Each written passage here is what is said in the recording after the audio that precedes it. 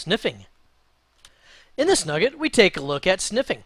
Here we'll take a look first of all at the address resolution protocol, which corresponds an IP address to a MAC address, and that's important for switches because they will actually direct the traffic for an IP address basically to the MAC address that it has in its records. Also, we'll take a look at why we want to sniff. We have already kind of covered a little bit of that, but you'll see some additional reasons here as we go. Also, we'll talk about sniffing from a switch. This makes things harder because when you can sniff from a hub, that's pretty easy because the traffic is already kind of promiscuous. But from a switch, you have to kind of trick it into showing you traffic that you wouldn't otherwise see. We'll also take a look at wireless sniffing, which is also a lot like sniffing off of a hub because all the traffic is in the airwaves and it's easy to get. However, it also might pick up too much data because you're going to have to sniff in monitor mode. We'll take a look at that. And then we'll conclude here, of course, with a whole bunch of demos that are kind of fun, and I hope you'll enjoy them. Also, before we get started here, I want to point out that when you do sniffing, that's not always just a hacker thing. Responsible network administrators will also do sniffing, and that's important for them to be able to know where the traffic is going, to be able to identify suspicious traffic. So, when you sniff, it can be for offensive purposes or defensive purposes, depending on which team you're playing on. And by the way, I've been known to switch teams. Well, that didn't come out sounding quite right, but you get the idea what I'm talking about here.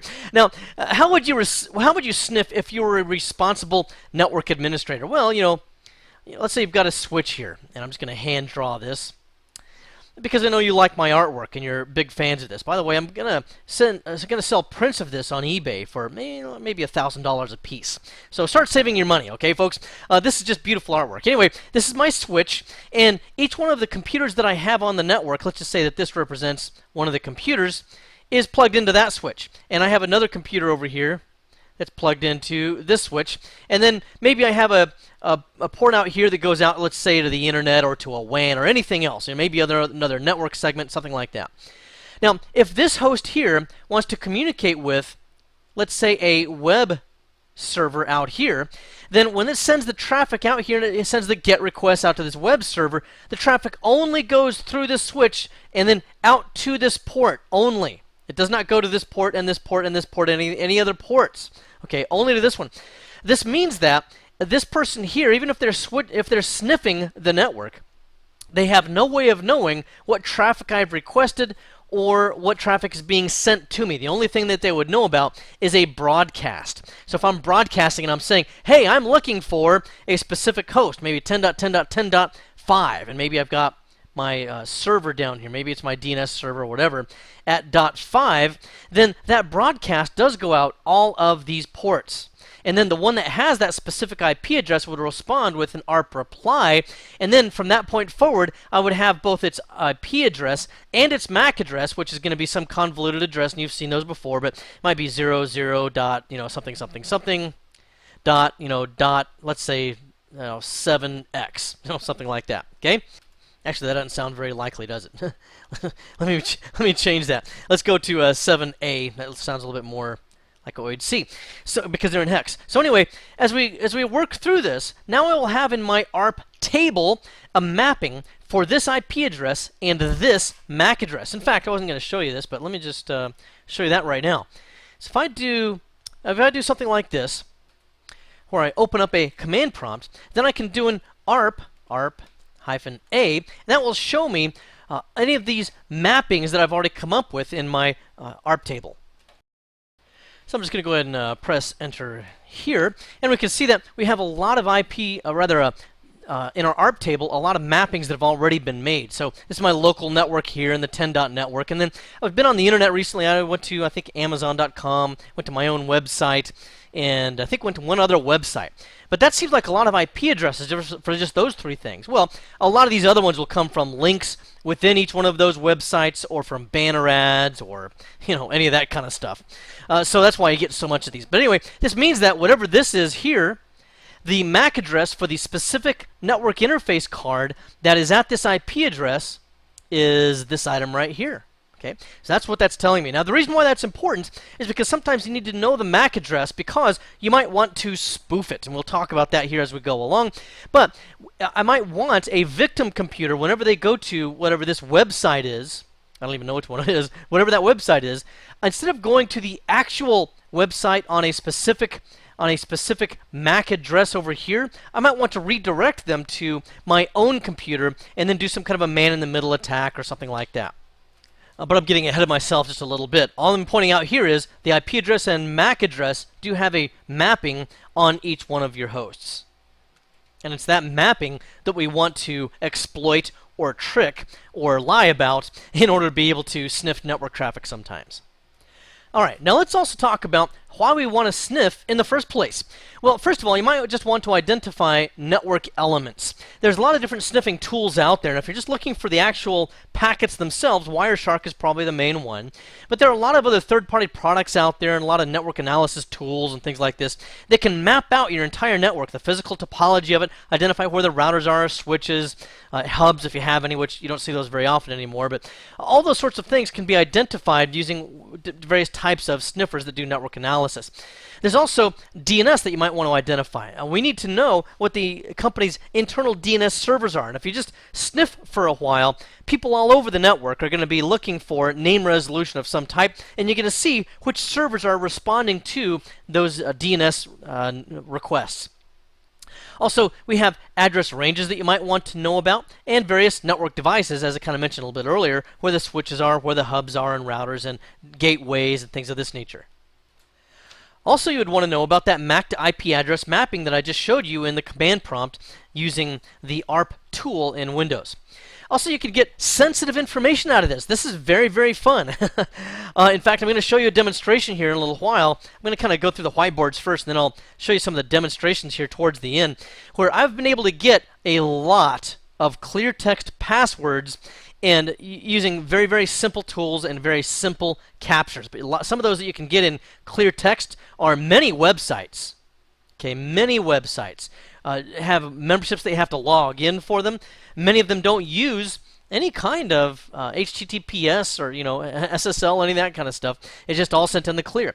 FTP is by default sent in the clear unless you're using SFTP, which uses certificates and encryption to be able to guard that login process. You may also be able to get POP3, POP3 logons, those sorts of things. Oh, Telnet. Okay, so all kinds of stuff you can get for free out there that you can just pick up people's logon information. Also, password hashes. There's tools that can find the password hashes as people are attempting to log on, and then you sniff that out, and then you can direct that capture out to various tools that will then be able to hash through those password hashes, and we looked at some of those in previous nuggets. And by far, Kane is probably the easiest to use, and it has a UI, and we say Kane, but it's really short for Kane Enable. Anyway, those are some of the things you can get from a network sniff capture. Now, I've shown you in the kind of diagram that I wrote up a lot of what we'll see on this page here. So I'm going to quickly go through this just to remember that when you sniff from a switch, promiscuous mode, where you can see other traffic, is not initially possible because you can only see your own. And remember that you also have to understand about ARPs in order to know how to be able to eventually capture that traffic to other hosts. An ARP broadcast will look for the destination, and that's what we see in the ARP table, because an ARP reply will include the MAC address, and then that's matched up with the IP address. Now, with the switch, the key to switch sniffing is a fake ARP reply of some type or some other kind of an ARP spoofing. Now let's take a look at some ways we can work that out. So then when you want to sniff from a switch, the whole key revolves around working with the ARP broadcast and the whole ARP process. One of the things you can do there is ARP spoofing, also known as ARP poisoning. Actually, there's a couple of different ways of poisoning, but this is one of them. And this means that we're going to tell a lie to the ARP cache on a local computer. You could do this in a number of different ways. You could enter in a static ARP address if you're able to do something like telnet into it, or if you're able to use something like Metasploit to open up a command prompt, you can enter in a static address there, which would then forcibly direct any traffic that would be destined for the original target, perhaps back to you instead. So what you might want to do with this then is you'd craft a fake ARP reply. For example, the default gateway. If we go over, actually wrong direction, let's go over here. If this is my default gateway, I'll put default, I don't know why that's not very dark there, but default gateway here, and this is my target or my victim, and this is me, down here. And you know, they're trying to go out here to this other network, maybe it's the internet or something like this, but I want to capture their traffic and I can't quite do that yet. Well, the default gateway may have a MAC address that ends in dash, 5C. All right. My MAC address ends in 6B. All right. So what I can do here is to send constant replies to this host that the default gateway's address, the MAC address, is actually 6B. Now I have to do that constantly because once I've sent it to this host, it'll put it in its ARP cache and it'll remember that, and it might send me a packet or two. But eventually, this default gateway here is gonna send its packets out as well, and it's gonna overwrite whatever's in the ARP cache over here. So you kind of have to barrage it with constant flow of these ARP replies. And then once I've done that, any traffic that it sends out that it thinks it's sending out to the default gateway, it's actually sending to me. And then the other thing you would have to do is, if you don't want to disrupt network traffic and you want to try to keep a lower profile, is you need to make sure that their traffic still eventually makes its way out here to the internet or whatever. And you would do that usually through some kind of a forwarding mechanism. This will probably slow down overall network traffic, especially if you're trying to direct traffic from multiple hosts through your network interface card.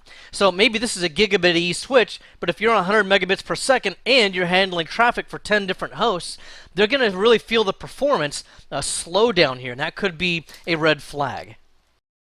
And as I mentioned before, this does require constant and frequent sends of these fake ARP replies. Now, that will mean, though, that it's easily detected, because that's pretty noisy when you're sending a barrage of those fake ARP replies out there.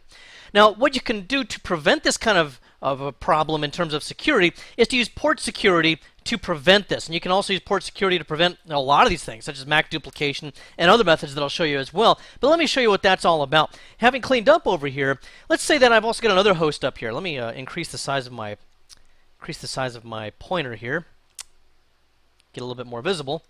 And let's say I've got a server over here that's a DNS server.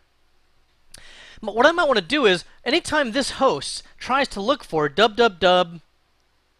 I'll put nuggetlab.com. Well, that's a web server out here on the internet, isn't it? So they want to go, of course, out here. How are they going to get that done? Well, my DNS server is going to resolve that for them. Now, what I might want to do is remember that this host here is plugged into one physical port. This host here is into another physical port. This host here is into yet a third physical port. And then we have a port going out here to the internet. Now, remember, each one of these ports will identify the MAC address associated with each one of these hosts. So if I can abuse that whole process there, then I might be able to do something else here called DNS spoofing. What if I had, maybe this is my Linux box, and I've got it configured as a DNS server as well. Well, instead of this DNS server here legitimately sending the client out here to nuggetlab.com on the internet, I want to redirect them to my own web server that's named www.nuggetlab.com, and maybe it's got some malicious code on it or something like that, or a keylogger that's going to install on their computer, something like this. Well, now what I can do is I can take whatever this MAC address here where this host is, let's say it's on .7c, and I can say, oh, you know what? I'm going to send out broadcasts here, fake ARP broadcast. And this is something I could do. It's called MAC duplicating. And I can say, well, I am .7c. Now, what I might also want to do is a denial of service attack against this host over here, so it cannot come back online and make the claim that it's still at .7c. But then I'll say I'm at .7c, and anytime you think you want to go out here to www.nuggetlab.com, I'm secretly going to send you to my web server and download all kinds of malware onto your computer. And of course, it's probably, it probably looks exactly like the actual website out here, only there's malicious code in it. And that was an illustration there of what we call a MAC duplication, where there's already an existing MAC on the network, and I'm assuming that I'm going to have that same MAC address. Okay, so you change the attacking MAC to a target MAC, and that could be the default gateway. That would help then to ensure if I did that to the default gateway MAC address here, that would help to route all traffic through my own host right here. In this case, so I showed you DNS spoofing though. You can also use something else over here called MAC flooding when you're sniffing from a switch. Okay, what this is going to do is it's going to generate a high quantity of spoofed ARP replies. These don't even have to be legit. There might not even be a real MAC address in these ARP replies that are just all made up. And what we hope to do with this is to overwhelm the switch memory and refresh capability so that the switch will then switch into what we call hub mode.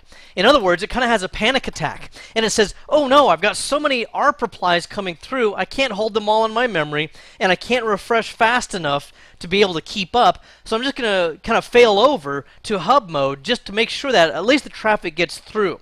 Then what it does is it acts just like a hub, so that all traffic goes out through all ports.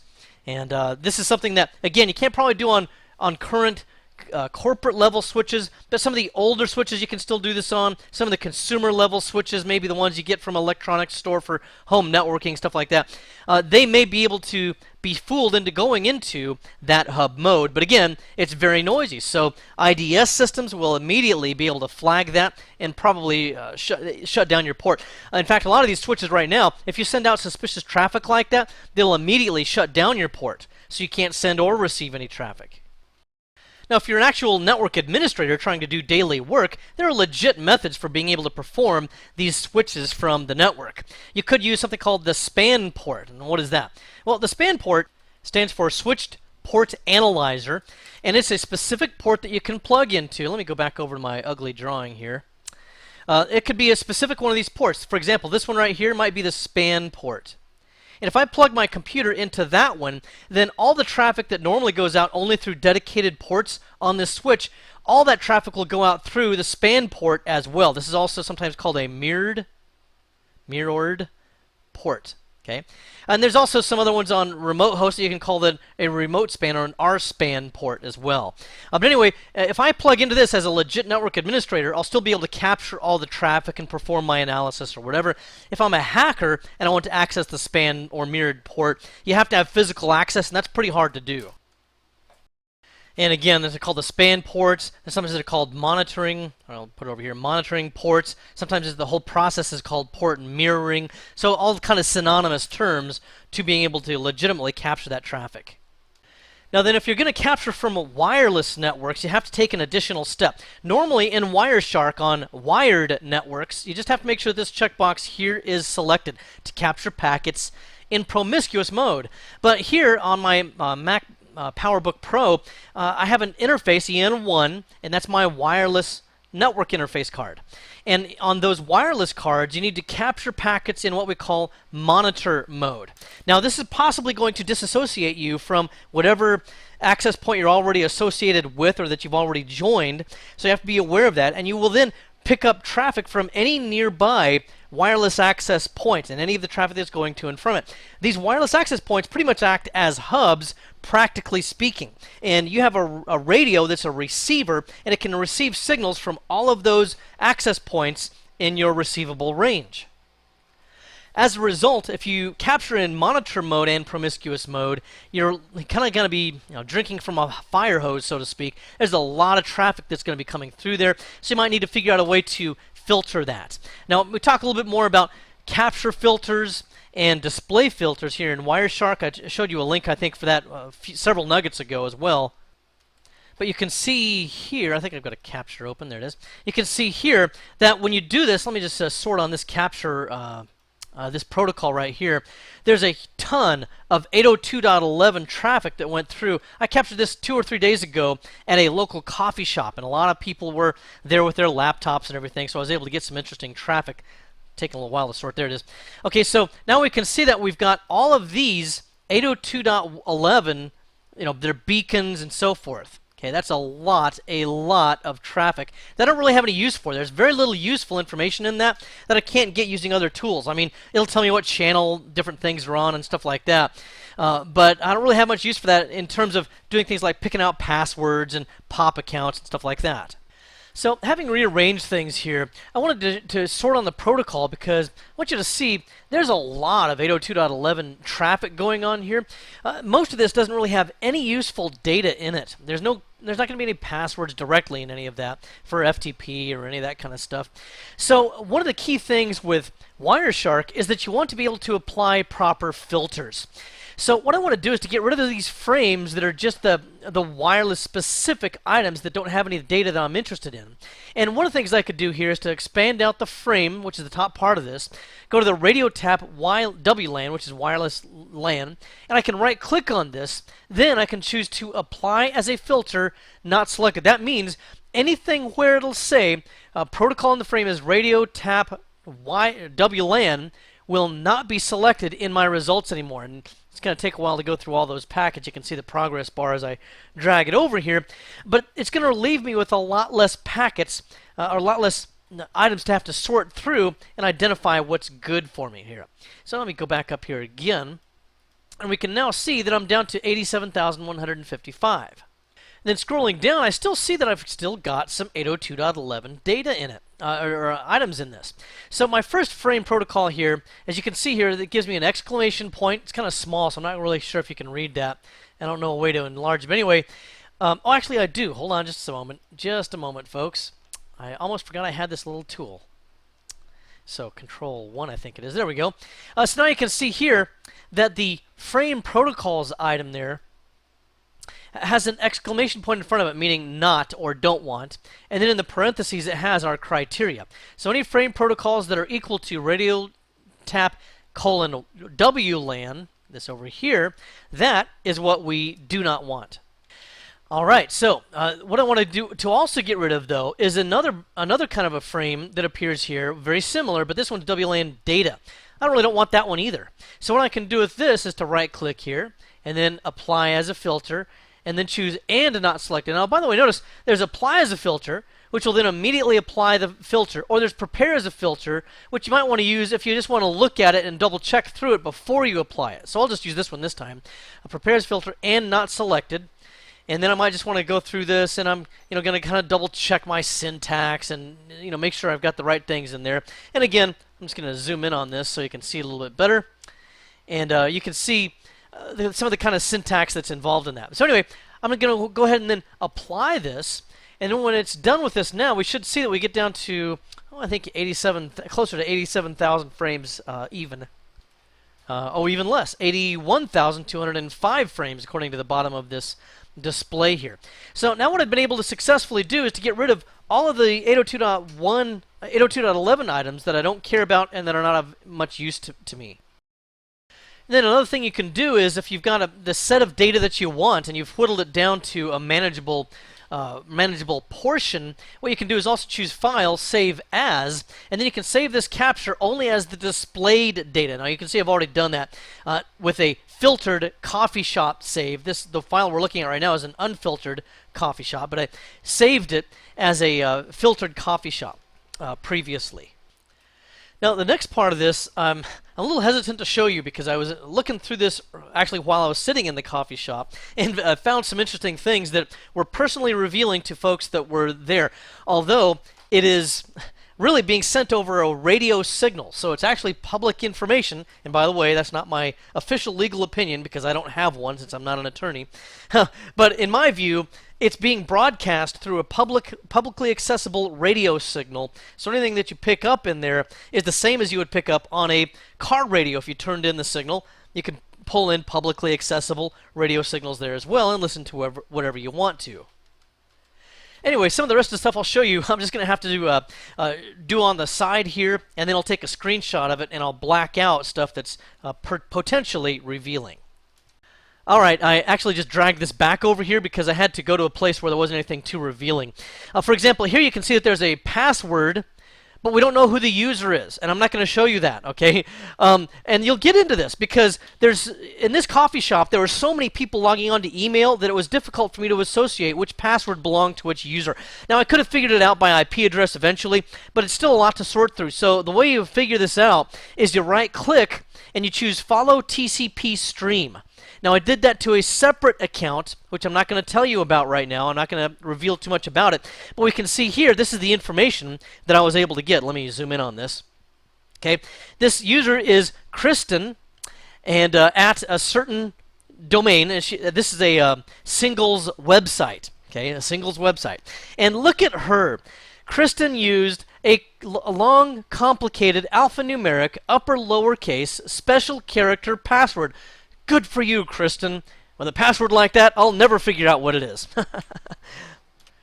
By the way, I must also point out, she's logging onto this dating website, and I was able to figure out, I'm pretty sure, exactly who she was, because she was also logging on to several other email accounts, and one of the names of the other email accounts, she also had the company embroidered onto a laptop bag. So I'm pretty sure I identified who she was, and I might add, she's quite a lovely woman.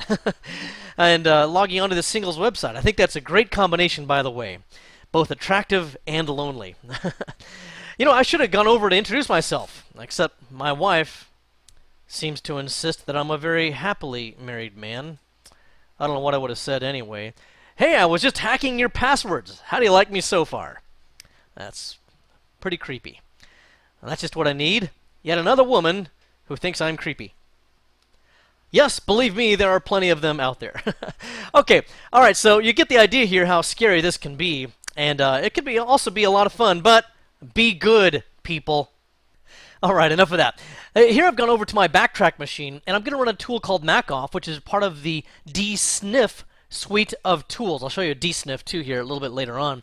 But what this does is it's going to flood the network with ARP replies with a bunch of bogus, well, you'll see here. Let me just press enter.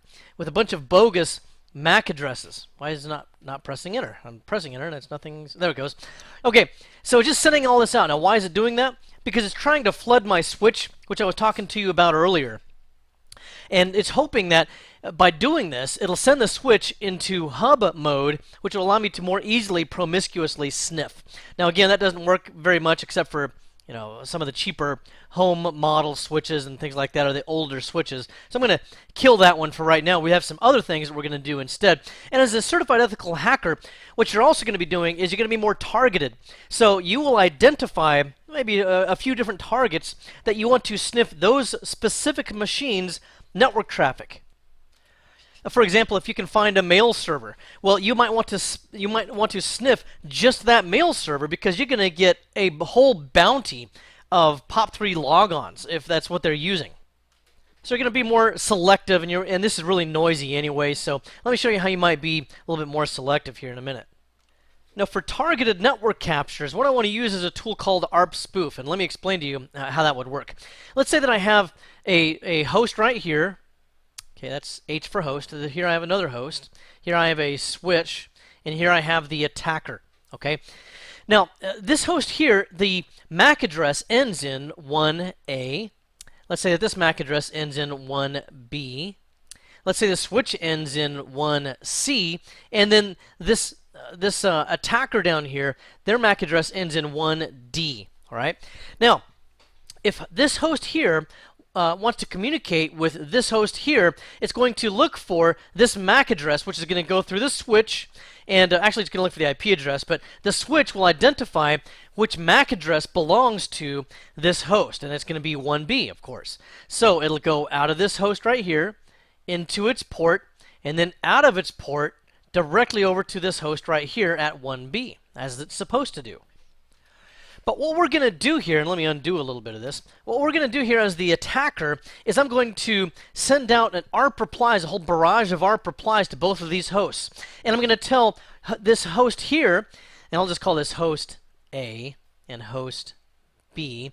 I'm going to tell host A that host B is actually at the MAC address of 1D.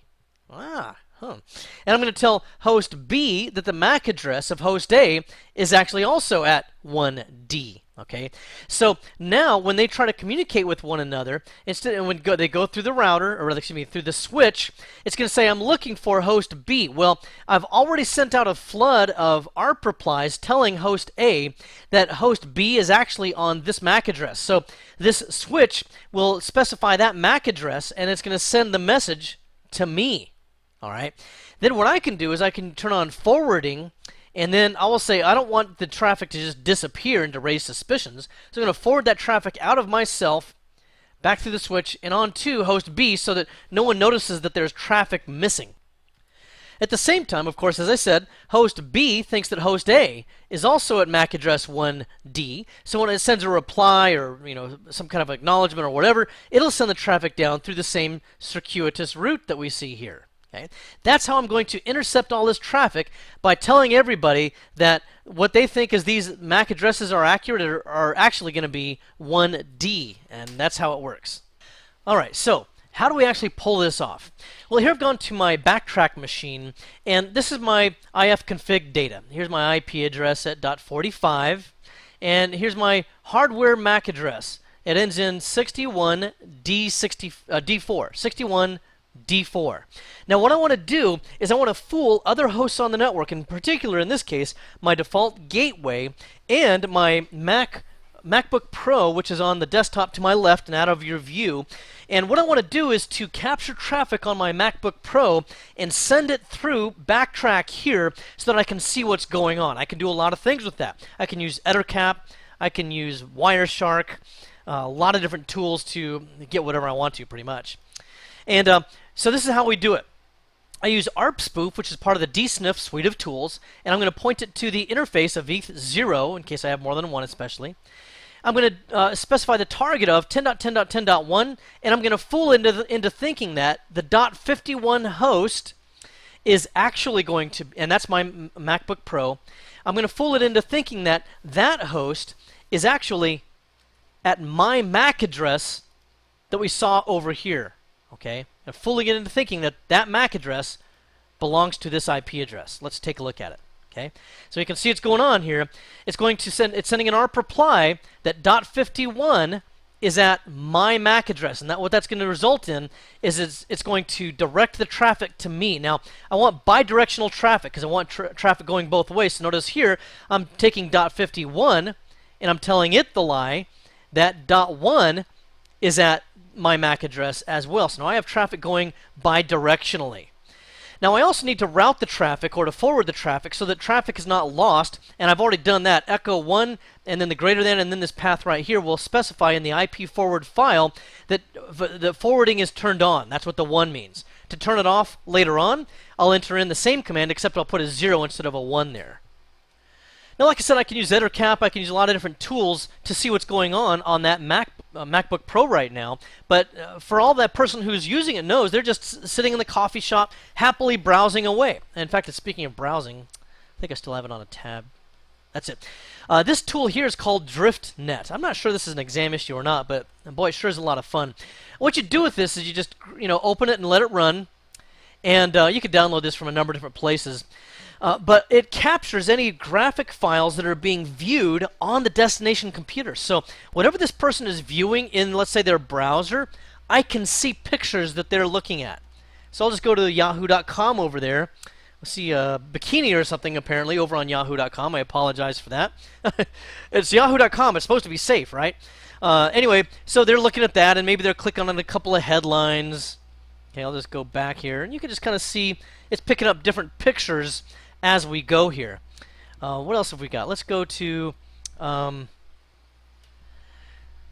let's see. Oh, there's a link here for some movies. So let me go to some movies. Oh my gosh, the Twilight Saga breaking. Oh, it's Taylor Lautner.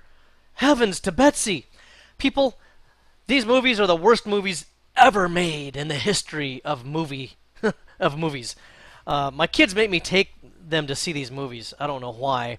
And every time I come home, I just want to gouge my eyes out. I can't stand these things. Anyway, let me get out of here before I drive myself crazy. I got to get out of looking at Taylor Lautner. So let's say they're looking for images, and so I'm on the Yahoo webpage again, out of your view, and they're just looking for, maybe they're looking for a new car. So they type in the word car in the image search. Well, that's pretty cool. We got a couple of Mustangs going on there. And let's see, what else could they be looking for? Maybe they're looking for a model car. And it looks like some more cars are popping up here. Now let me switch gears. I'm going to go to, just to do a different search engine here, I'm going to go to google.com. You can see again that various stuff is coming up. I'm going to click on images, and I'll type in, what was I looking for? Model cars. So I'm going to type in model. Oh, dear heavens. I typed in model instead of model car. So let me try model car. Okay, now we've got model cars. Okay. All right, folks. Well, It's a good thing not every picture shows up in this because it doesn't get them all, and some of them would have greatly embarrassed me that were over there on my MacBook. So fortunately, I did not see those pop up here, at least I don't think. I will have to carefully examine it later. Okay, so anyway, I closed that out, and I don't want it to get me in any more trouble than I'm already in. So now what I'm going to do is show you another tool. This is a very good tool called ehack. And I'll just press enter here. You can see what it did was you can run this just in a command line only mode, or you can send all the results out to a pcap file, which you can use to read in Wireshark. I'm using G, which is going to give me GTK UI here in Linux. So I'm going to move this up a little bit, give myself some more room to work with. And what do we do with this? Well, we want to sniff, and we'll choose unified sniffing, and that's just going to give us the kind of sniffing that we're looking for here. It's monitoring several ports and everything. It's just kind of hovering there right now, waiting to see if it gets anything useful. And then what we would do is we would click on start and start sniffing. Now I'm not going to actually do that. I had to do this offline because it was picking up my passwords for other things that I do, and I didn't want to reveal those live. Okay, I think if I've learned one lesson today, it's that some of this stuff I need to do with screenshots only instead of doing live captures. Okay, so let's see, what was one of the ones here? Here we go. This is what it caught. This actually was my login for my email, and the username here and the password showed up just as plain as day. And you could run this again in the coffee shop or wherever that you're doing your promiscuous network sniff. That would also have, if that's all you're interested in, that would prevent you from having to, search through a whole bunch of other 802.11 frames and other things that doesn't matter much to you. And then similarly here, you can run dsniff. Now let me show you this actually. If you run dsniff, you just go to a command terminal like I am right here, and you just type dsniff and press enter. And then I'm going to go ahead and minimize this now because it's going to possibly pick up something I don't want it to actually see. And it will look over the network, and you can see here that it picked up the public password for SNMP. We looked at that early on in our series, so now we know what the community name is there, the public community name. We also see here again that it was doing POP3 email. There's the name of the server I've blacked out, and then the username and a password. So another really good way of being able to capture this traffic. This again can also be sent out into a pcap file if you want. Alright then, the next thing you might want to be wondering is, how can we prevent this sniffing? Well, we already kind of talked about that a little bit earlier, but remember, you can use switch port security, and this will help to prevent duplicate MACs on the same switch so that you don't have someone lying about their MAC address. You can also assign a MAC to a specific port. Okay, and there's a number of other things you can do with that, but the main idea for the exam purpose would be that you can use switch port security. Also, intrusion detection systems will quickly detect something like a MAC flood, like MAC off. You won't be able to get by with that in most larger corporations. It also will detect things such as duplicate MAC addresses or large amounts of ARP traffic, such as those spoofed ARP spoof replies. You can also use static ARP entries on various ports on the switch port. And then you can also use something else here. I haven't talked about this yet, but it's called DHCP snooping.